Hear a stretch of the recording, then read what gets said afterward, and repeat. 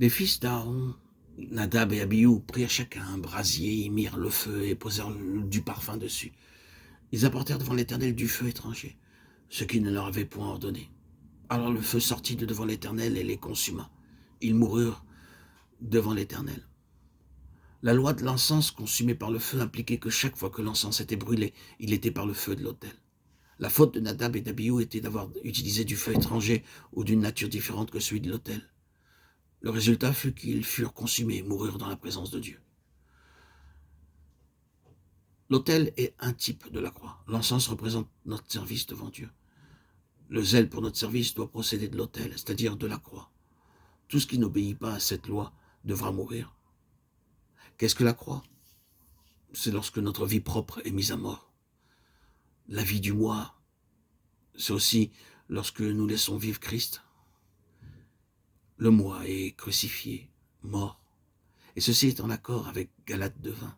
Je suis crucifié avec Christ et je ne vis plus moi, mais Christ vit en moi. La croix agit à l'égard de la sagesse, des opinions, de la force, du zèle, des espoirs et des désirs de notre vie propre, de notre vie charnelle. Ce n'est qu'après avoir été disciplinés que nous pouvons aller devant Dieu pour le servir.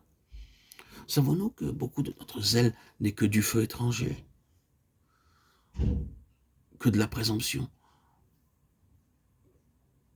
Souvent, les gens s'interrogent pour savoir comment faire prospérer l'œuvre du Seigneur et plaire à Dieu. Toutes ces initiatives sont le résultat de leurs pensées charnelles. Eux-mêmes n'ont pas été traités par la croix, ni leur habilité désapprouvée. Du zèle, oui, mais non venant de Dieu. C'est assurément du feu, mais c'est du feu étranger, et non pas le feu de l'autel. Tout ce qui ne vient pas de la croix, c'est-à-dire de l'autel, du reniement à soi, n'est simplement que du feu étranger. Un tel feu n'est rien d'autre que le feu du moi, procédant de la vie d'âme.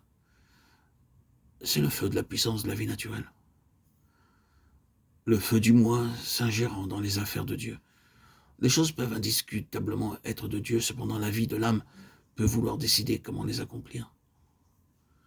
Si nous sommes dépendants de notre sagesse, utilisant nos méthodes en assistant dans les affaires de Dieu avec nos opinions, nous apportons alors du feu étranger, du feu qui non seulement ne peut être accepté par Dieu, mais qui provoquera notre mort en sa présence. Nadab et Abihu étaient les fils d'Aaron, et Aaron était le grand prêtre choisi par Dieu. Ce que firent ces deux hommes n'était pas de la rébellion contre Dieu. Leur intention était de brûler de l'encens pour le servir et pour lui plaire.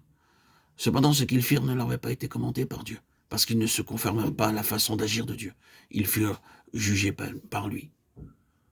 Les deux fils d'Aaron pensaient ainsi, puisque Dieu n'avait pas interdit l'usage d'un autre feu pour brûler le parfum, alors un feu ordinaire pouvait être utilisé. Mais ils ne réalisaient pas que dans le service de Dieu, tout ce qui n'est pas spécifiquement ordonné par lui ne doit pas être fait par ses serviteurs.